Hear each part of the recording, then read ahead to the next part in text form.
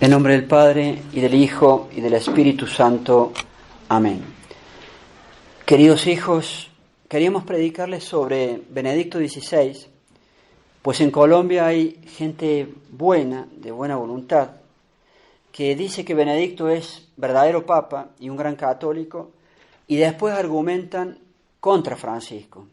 Hoy no entraremos en Francisco, pero sí trataremos de enseñar sobre el primer nombrado Benedicto XVI por este tema tan especial, no sé si llamarlo así, de Colombia. Vamos directamente al desarrollo. El punto número 1 que escogimos, el ecumenismo. El ecumenismo sostiene que todas las religiones son buenas, que todas llevan a Dios, que todas llevan a la salvación, pues simplemente son como distintas participaciones, dicen los ecumenistas, simplemente son como distintas participaciones de una misma cosa.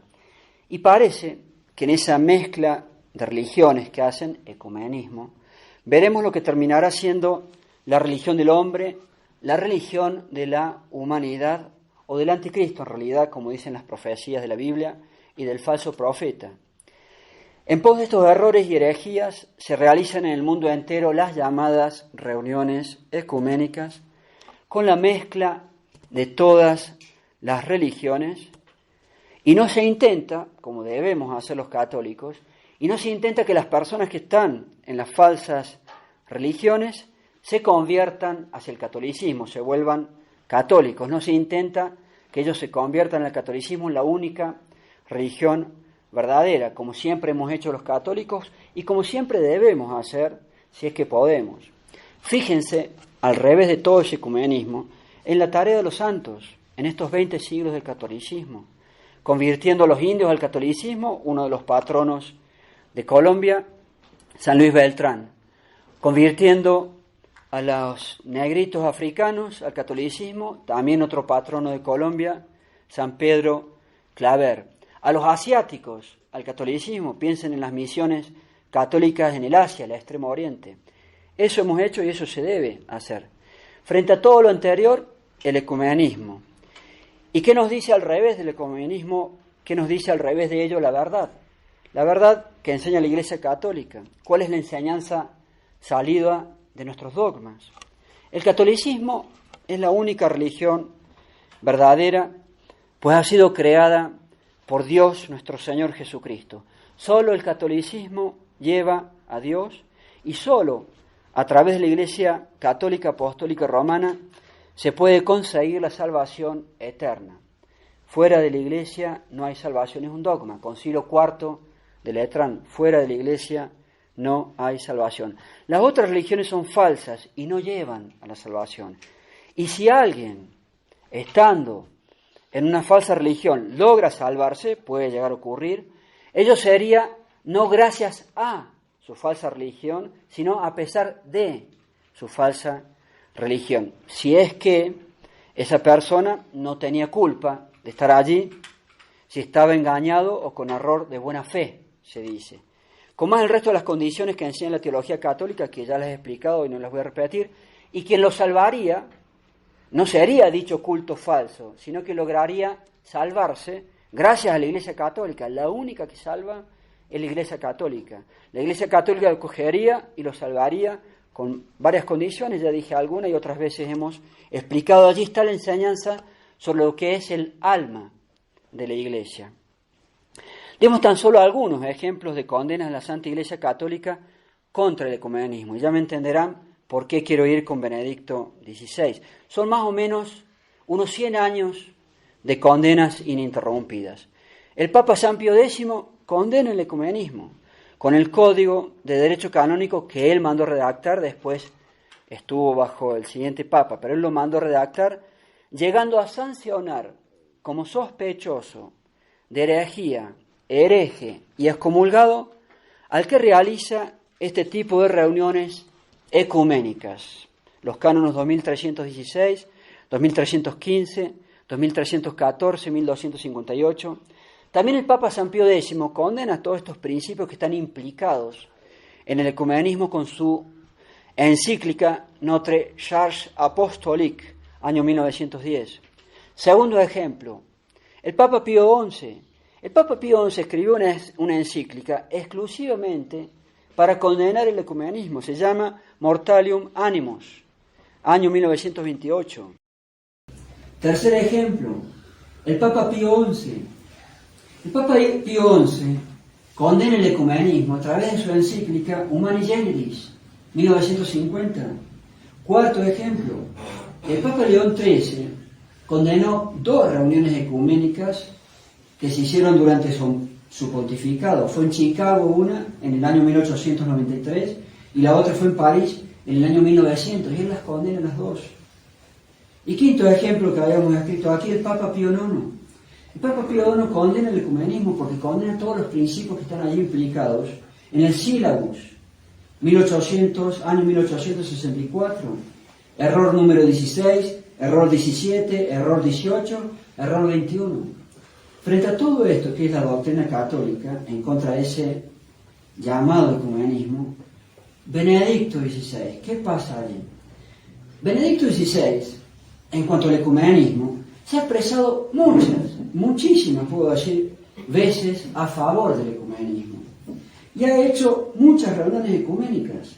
La más importante, esas mezclas de religiones, la más importante de todas es la llamada reunión ecuménica, yo le digo global, porque participaron todas las religiones de la tierra, fueron invitadas por lo menos, reunión ecuménica Asís III, en el año 2011, en la cual vimos no solamente esa mezcla de religiones a la cual hacíamos alusión, sino que Benedicto XVI dio un paso más allá, invitó a los ateos, es decir, yo no creo en nadie, no importa, usted también, como decíamos hace poco en el retiro, hasta los ateos estaban invitados en esa mezcla. Entonces uno puede preguntarse, ¿cómo queda entonces Benedicto XVI? ¿Es él un gran católico? ¿Qué decir si ponemos a Benedicto frente a tantas condenas anteriores de los papas contra el ecumenismo? ¿Qué decimos entonces? Una vez, hablando con uno de los que intervenían en el programa Un Café con Galat, esta persona reconoció eso del ecumenismo, pero trató de decir que como disminuir la gravedad del ecumenismo. Disminuir la gravedad del ecumenismo. Veamos, para tratar de comprender dicha poca gravedad, lo que dice el Código de Derecho Canónico, y leamos sus leyes. Escuchen. Canon 2316. Es sospechoso de herejía, suspectus de heresy en latín, el que espontáneamente y a sabiendas, de cualquier modo, ayuda a la propagación de la herejía, o el que comunica en las cosas sagradas, en las cosas divinas, con los herejes. Eso significa el que mezcla en las cosas sagradas, en las cosas divinas, con los herejes. Las reuniones ecuménicas a las cuales hacíamos alusión. Escuchen lo que dice el canon 2315 para que entendamos otra vez, entre comillas, la poca gravedad que tiene esto del ecumenismo. Lo manda a redactar San Pío X, este código. El código 2315 agrega que el sospechoso de herejía, el suspectus de heresy, si no hay retractación, debe ser considerado como hereje. En latín, habeatur tanquam hereticus, y sometido, sujeto, a las penas de los herejes. Hereticorum penis obnoxius, en latín. Entre dichas penas está que, en latín primero ya les traduzco, incurrunt ipso facto in excommunicationem. Incurren ipso facto en excomunión. Canon 2314. Preguntamos de nuevo, ¿cómo queda entonces Benedicto XVI? ¿Qué decir de Benedicto XVI? Vean ese estar con el ecumenismo y las condenas de la Santa Iglesia Católica contra el ecumenismo. ¿Cómo queda entonces Benedicto XVI? Daremos en la hoja de la prédica una de las fotos de dicha reunión ecuménica de Benedicto XVI a colores de paso. Segundo punto, el Concilio Vaticano II termina en 1965. A través de él, ellos han creado una nueva falsa religión, la Iglesia moderna, también llamada Iglesia del Concilio Vaticano II. Este concilio enseña cosas que van contra el dogma católico, cosas contra la verdad, contra las verdades dadas por Dios y enseñadas por la Iglesia Católica en su magisterio. Dicho concilio nace de la herejía y termina en la herejía. Muchas cosas podríamos decir de él, pero en razón de brevedad y claridad, esperamos, tomaremos dos tan solo. En primer lugar, detrás del recién mencionado ecumenismo y de lo que después fueron las reuniones ecuménicas sobre esos principios que están allí del ecumenismo, podemos traer a colación al menos dos documentos del Concilio Vaticano II, Unitatis Redintegratio y Nostra Aetate. Hace unos momentos mencionamos las condenas de la Iglesia Católica contra el ecumenismo. Benedicto XVI defiende este Concilio Vaticano II. Benedicto XVI defiende y acepta el Concilio Vaticano II.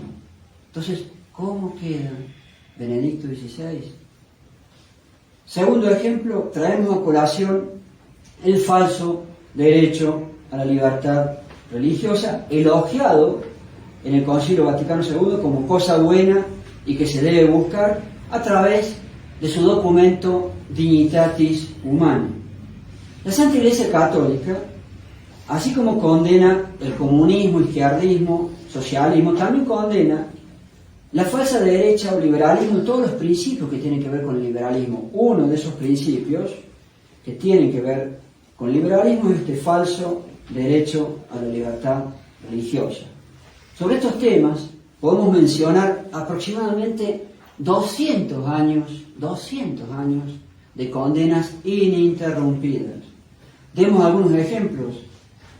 El Papa León XIII, en su encíclica Libertas, año 1888, condena fuerte y claramente el falso derecho a la libertad religiosa.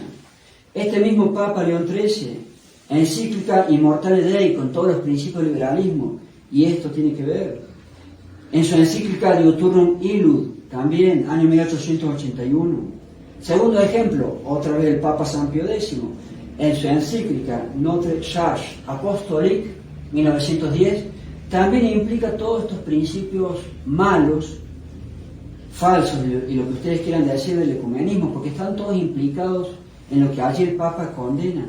El Papa Pío XI, en su encíclica Quas Primas, de Cristo Rey, Cristo debe ser Rey, Dios, Jesucristo, tiene que ser Rey de los países, de las naciones, de todas las naciones.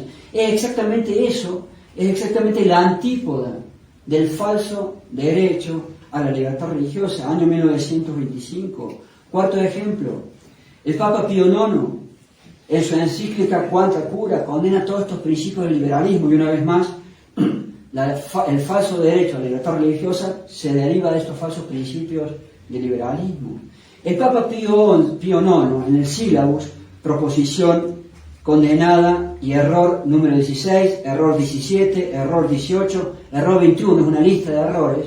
Todos los católicos tienen que saber y leer. Vamos a predicar los catecismos entre semanas sobre el Sílabus ahora. Allí condena todos estos errores que están implicados también en el ecumenismo.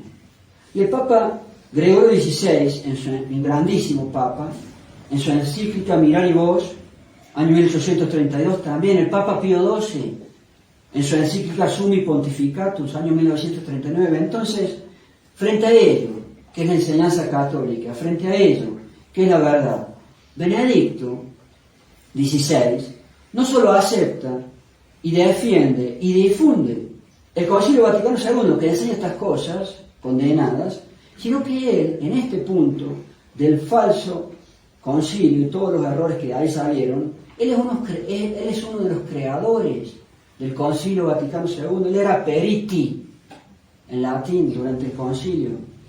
Benedicto XVI acepta y difunde el ecumenismo del Concilio Vaticano II.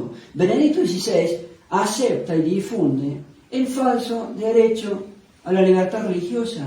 La Iglesia Católica, los papas, el magisterio de los papas condenan estas cosas. Entonces, ¿cómo queda Benedicto XVI? ¿Cómo queda Benedicto XVI? Tercer y último punto, el nuevo orden mundial y el gobierno mundial.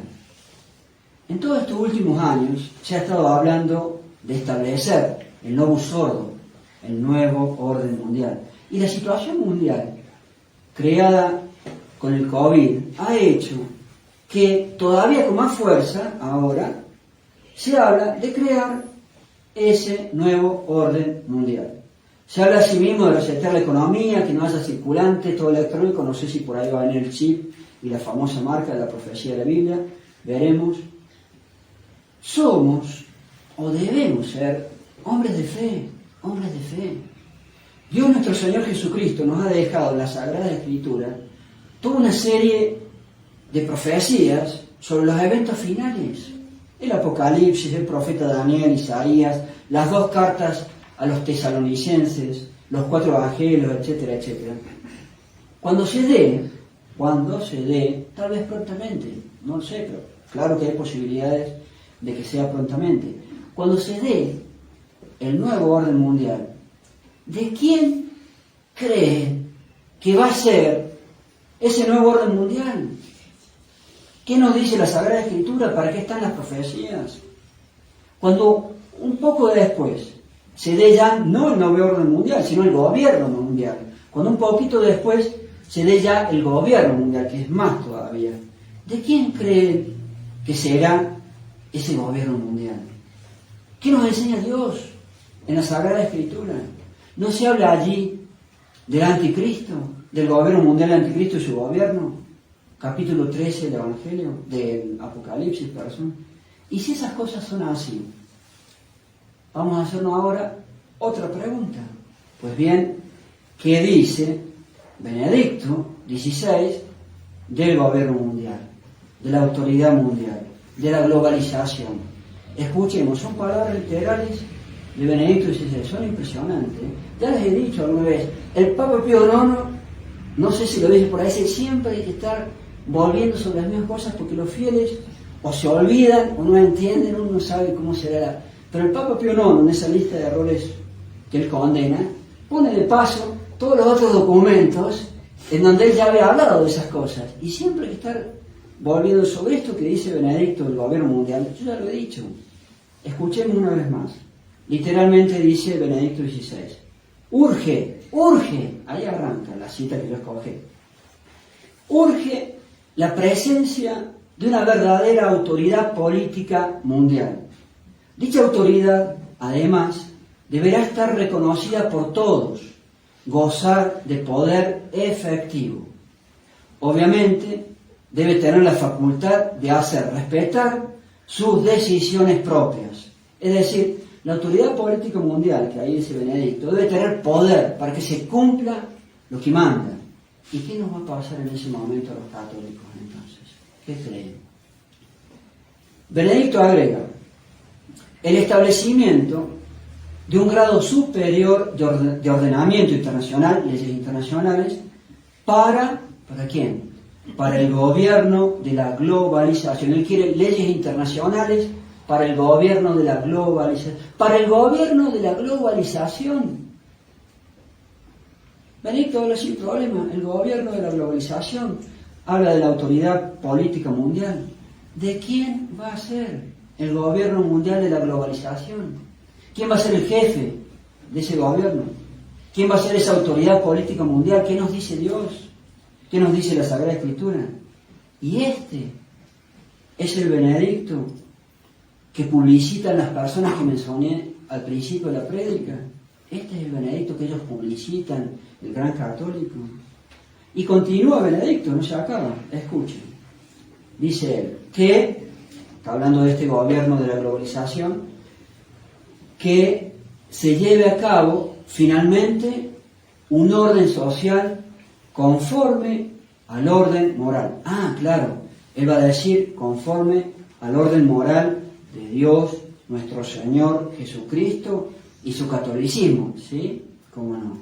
Conforme al orden moral, escuchen bien, ya previsto en el Estatuto de las Naciones Unidas. Conforme la ONU, un orden moral conforme, pocas cosas son tan anticatólicas como la ONU. Y estas personas que defienden a Benedicto dicen que tiene que haber un orden moral no conforme a Dios nuestro Señor y su catolicismo, tiene que haber un orden moral conforme a lo ya previsto en el Estatuto de la ONU, de las Naciones Unidas. Increíble. Y este es el gran católico. Este es Benedicto XVI, que dicen esas personas. Respondemos, cuando se afirman ya cosas así, hijos, se ha perdido el sentido común. Y cuando se pierde el sentido común, el católico termina mal. Lo que les he leído es el documento de Benedicto XVI, Caritas in Veritate, y es el apartado 67. Hay personas que han estado con el doctor Galat, que en paz descanse, y yo rezo por él hoy en esta misa. Voy a rezar. Hay personas que han estado con el doctor Galat y dicen ellos que ellos no siguen a Francisco. Dicen que Francisco, esas personas que han estado con el doctor Galat, dicen que Francisco no es el Papa y que ellos siguen a Benedicto, el cual sería un gran católico y verdadero Papa. Estas personas que expresan lo anterior, pensamos que son de buena fe, de acuerdo, pero la buena voluntad no impide el error. Tú puedes tener la mejor buena fe, la mejor buena voluntad del mundo y estás equivocado de acá a la China igualmente. La buena voluntad no impide el error. Podríamos hablar años de Benedicto, pero piensen tan solo en los puntos que he dado en esta prédica, en estos 3 puntos que he dado aquí. Y estas personas agregan sobre Benedicto XVI: no podemos y no debemos juzgarlo. ¿Pero cómo? Ellos no juzgan a Benedicto, pero sí juzgan a Francisco. ¿En qué quedamos? Allá hay otra contradicción. Benedicto sí, Francisco no. Estas personas son, hacia Francisco, me invento la palabra, disculpen, son francedevacantistas. Aquí tienen otra contradicción. Dicen ellos, seguimos a Benedicto, pero no a Francisco. Y preguntamos, ¿qué van a hacer cuando muera Benedicto? Benedicto tiene 94 años, ¿Qué van a hacer los que hacen estos planteos? ¿Qué van a hacer cuando muera Benedicto? Ahora, a modo de conclusión, queríamos hacer un apéndice, algo más extenso, sobre lo que enseña la teología católica, sobre lo que enseñan los papas, sobre lo que enseñan los santos y sobre lo que enseñan los doctores de la Iglesia Católica, los grandes teólogos, en cuanto a la herejía. Hijos, es un principio básico de la teología y de la realidad. La herejía pone o coloca fuera de la Iglesia Católica. Un simple laico, los que me están escuchando, o un sacerdote, o un párroco, o un obispo, o un supuesto papa, que cae en la herejía, sale de la Iglesia Católica, queda por fuera de la Iglesia Católica. Y en relación a lo que acabamos de decir, empecemos escuchando lo que enseñan los papas sobre este punto de la herejía. El Papa Pablo IV, lo he leído alguna vez, si alguna vez ocurriera, dice el Papa, que algún obispo o algún cardenal de la Iglesia, o incluso el romano pontífice, incluso el Papa, sea antes de su promoción a cardenal, sea antes de su elección para ser romano pontífice, se ha desviado de antemano de la fe católica o ha caído en herejía, dice el Papa, esa elección como Papa sería nula, legalmente inválida y anulada. Cada una de todas las palabras, así como actos, leyes, disposiciones de aquellos así promovidos o elegidos que tuviesen herejía, no tendrán fuerza y no se les otorgará poder legal hacia ninguna persona. Aquellos promovidos o elegidos de esa manera, por el solo hecho y sin la necesidad de hacer ninguna otra declaración, serán depuestos, dice el Papa. ¿Depuestos de qué? De toda dignidad, posición, honor, título, autoridad, serán depuestos de la autoridad, oficio y potestad. Es la bula cum ex apostolatus, año 1559. Otro Papa, León XIII, encíclica Satis Cognitum, que además ahí está San Agustín, porque el Papa León XIII en esa parte nombra a San Agustín, dicho sea de paso. año 1896, escuchen. Tal ha sido constantemente la costumbre de la Iglesia. Mos, en latín, también se puede traducir tradición. O sea que uno puede decir, tal ha sido constantemente la tradición de la Iglesia, apoyada en el juicio unánime de los santos padres. Cuando el juicio es unánime de los santos padres, en latín, consensiente iudicio, la teología enseña algo muy fuerte. Hay infalibilidad. Cuando los santos padres enseñan algo en forma unánime, en esa enseñanza no puede haber error. Hay infalibilidad. Entonces dice León XIII, los santos padres han enseñado en forma unánime, hay infalibilidad, ¿qué cosa? Ellos siempre han mirado como excluido de la comunión católica y fuera de la Iglesia a cualquiera que se separe en lo más mínimo de la doctrina enseñada por el magisterio auténtico. Sigue diciendo León XIII. San Epifanio, San Agustín, Teodoreto han mencionado un gran número de herejías. Y ahí va de nuevo León XIII. San Agustín hace notar que otras clases de herejías pueden desarrollarse y que si alguno adhiere a una sola de ellas, escuchen bien, que si alguno adhiere a una sola de ellas, por ese mismo hecho se separa de la unidad católica. Y después tenemos literalmente lo que dice San Agustín. Eso era León XIII, referenciando a San Agustín, y San Agustín dice literalmente lo siguiente. Escuchen, son bien fuertes las palabras de San Agustín. Cualquiera que abrazase una sola de ellas, una sola herejía, cesaría de ser católico. ¿Más claro? Agua. Cualquiera que abrazase una sola herejía, cesaría de ser católico. Tercer ejemplo de un papa, Inocencio III. Un grandísimo, grandísimo papa. ¿Qué enseña él? El romano pontífice, el papa, él puede ser juzgado por los hombres.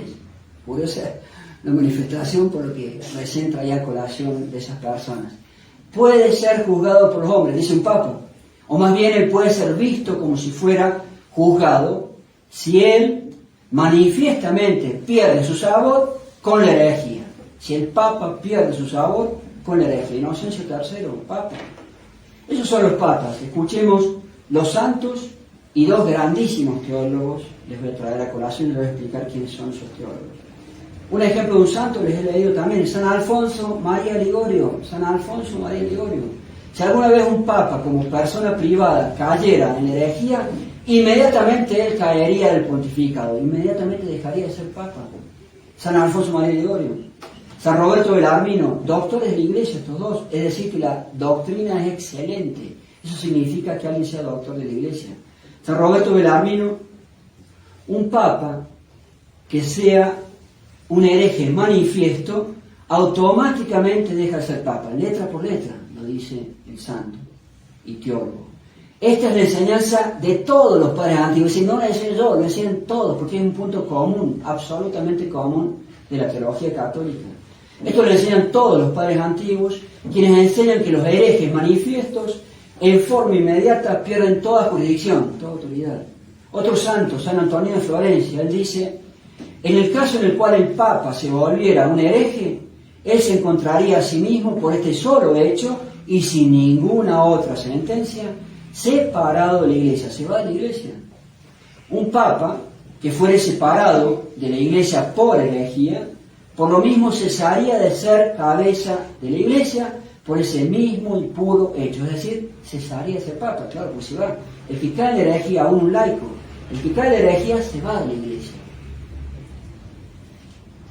Y por último, termino, dos grandísimos teólogos y canonistas. A ustedes los nombres no les va a decir nada, pero es como toda, uso la palabra, me disculpan, como toda profesión. Los abogados saben quiénes han sido los grandes juristas del país y hasta del mundo.